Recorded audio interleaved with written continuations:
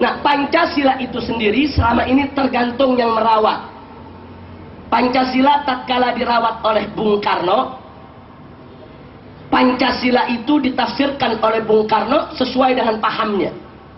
Karena Bung Karno berpaham nasakom, punya cita-cita untuk menyatukan nasionalisme, agama, dan komunis, maka Pancasila versi Soekarno mengizinkan komunis untuk hidup subur di Indonesia.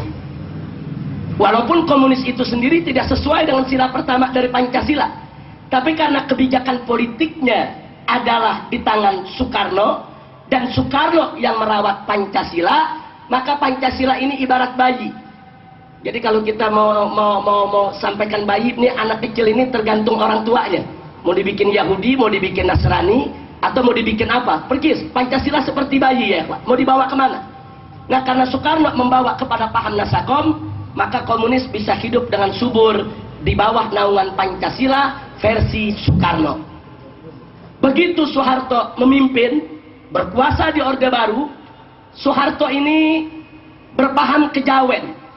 Karena itu setiap tafsiran Pancasila selalu dikait-kaitkan dengan keyakinan masyarakat Jawa kuno, saudara. Selalu dikait-kaitkan ke sana. Sehingga sampai muncul pemitosan Pancasila itu sendiri. Sampai di tahun 78 lahir satu agama baru. Walaupun Pak Harto saat itu mengatakan itu bukan agama, tapi dalam prakteknya menjadi agama baru yang kita kenal dengan aliran kepercayaan. Ini agama yang dilahirkan dari pemitosan Pancasila. Karena Pancasila dijadikan satu mitologi, kemudian akhirnya melahirkan satu kepercayaan kepada Tuhan Yang Maha Esa yang membenarkan semua agama, lahir yaitu aliran kepercayaan pada tahun 77 yang kemudian pada tahun 78 dimasukkan dalam TAP MPR RI tentang GBHN. Nah, jadi kita bisa lihat Pancasila tergantung siapa yang rawat. Nah, karena Soeharto seorang anti PKI, maka PKI tidak bisa hidup lagi di bawah Pancasila versi Soeharto ya kawan. Nah, kemudian begitu Soeharto tumbang, masuk ke era reformasi. Nah, sekarang begitu kita masuk ke era reformasi, Pak Habibie yang berkuasa. Nah, karena Pak Habibie ini walaupun merupakan sisa-sisa daripada Orde Baru, tapi masih punya visi keislaman. Sehingga di bawah Habibie lahir undang-undang yang membolehkan daerah istimewa Aceh untuk menjalankan syariat Islam yang tidak pernah terjadi sepanjang Orde Lama dan Orde Baru ya kawan. Artinya di sini Habibie menafsirkan Pancasila dengan versi Islamnya, bahwa Pancasila ini harus dirawat dengan rawatan Islam. Karena itu Pancasila tidak boleh dijadikan sebagai penghalang penerapan syariat Islam. Akhirnya syariat Islam gol di Aceh ya kawan. Itu zaman Habibie golnya undang-undang tersebut. Nah, kemudian begitu Habibie tumbang, naik Gus Dur. Karena Gus Dur ini seorang liberal sejati, pemikirannya bebas, akibatnya Gus Dur pun merawat Pancasila dengan pahamnya yang mengusung kebebasan. Karena itu jangan kaget tatkala Gus Dur mengusulkan supaya TAP MPRS nomor 25 tahun 66 dicabut.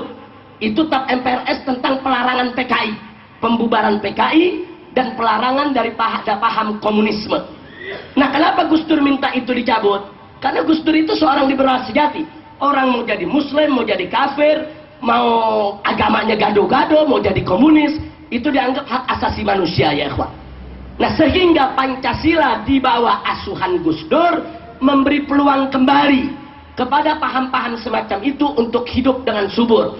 Makanya jangan kaget kemudian bagaimana partai-partai yang yaitu berhaluan ke kiri-kirian itu bisa hidup dengan bebas, bisa mengekspresikan dengan bebas, bahkan mereka bisa menjadi anggota DPR, kemudian bukan hanya sekedar anggota DPR, menjadi ketua komisi di DPR RI dan berani langsung menulis buku dengan judul "Saya Bangga Jadi Anak PKI". Anak PKI masuk parlemen. Itu ditulis dalam buku. Kita tidak memfitnah. Ada bukunya. Nah, jadi kita bisa lihat ini karena kebebasan yang diusung oleh Gus Dur. Begitu Gus Dur tumbang, naik Megawati. Megawati pemahamannya tidak jauh berbeda dengan sang ayah ya ikhwah. Nah, jadi beliau ini mewarisi daripada paham ayahnya.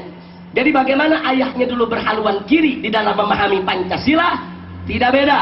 Megawati pun memberikan keluasan kepada paham kiri untuk diterima di bawah naungan Pancasila. Nah, kemudian begitu Megawati tumbang naik SBY saat ini, ini SBY ini saudara pada saat kampanye untuk menjadi presiden, beliau punya kontrak politik dengan Partai Keadilan Sejahtera PKS. Jadi PKS waktu diminta untuk mendukung SBY menyodorkan 15 kontrak politik.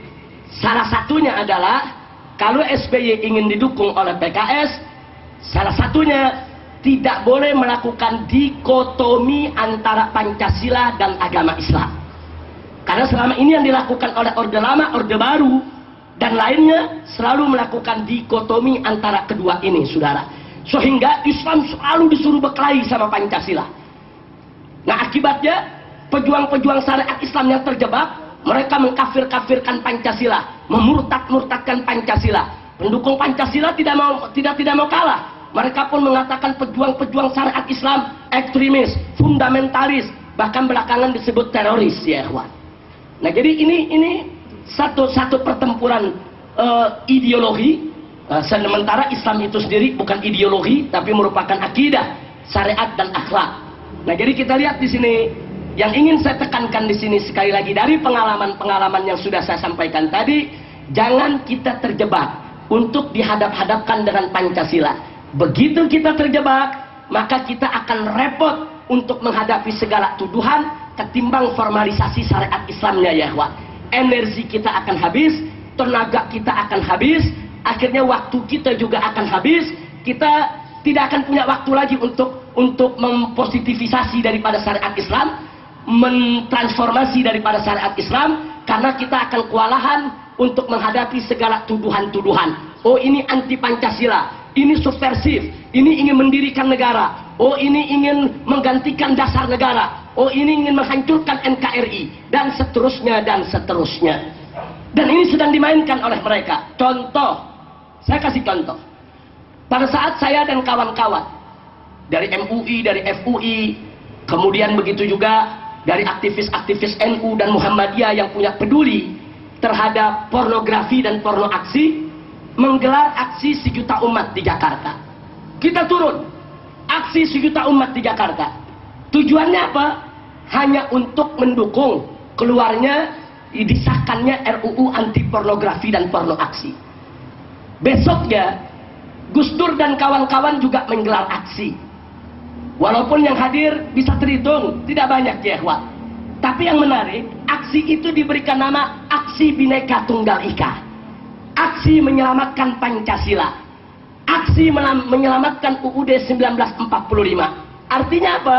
Gus Dur dan kawan-kawan mencoba untuk mencari momentum agar para pejuang syariat dihadap-hadapkan kembali dengan Pancasila ya ikhwan. Karena kalau itu berhasil, berarti pejuang syariat ini anti Pancasila, musuh Pancasila, mau mendirikan negara, mau membubarkan NKRI, mau merusak Bhinneka Tunggal Ika, dan seterusnya dan seterusnya. Tapi alhamdulillah upaya tersebut tidak berhasil. Nah, cuman kita mesti waspada. Upaya-upaya mereka yang anti penegakan syariat Islam akan selalu berupaya untuk mendorong kita dihadap-hadapkan dengan Pancasila. Maka itu jangan terjebak. Sekali lagi, jangan terjebak oleh apa yang mereka sedang upayakan. Maka itu di sini saya tuliskan Pancasila. Tidak ada satupun sila dari Pancasila yang melarang penerapan syariat Islam. Tidak ada. Bahkan jika sila-sila dalam Pancasila dipahami secara benar, justru menjadi pintu gerbang untuk penerapannya. Artinya, kalau mereka orang-orang sekuler mencoba menjadikan Pancasila sebagai tameng, sebagai kendaraan untuk memberangus daripada gerakan-gerakan Islam, maka pejuang-pejuang syariat Islam harus pandai menggunakan siasat.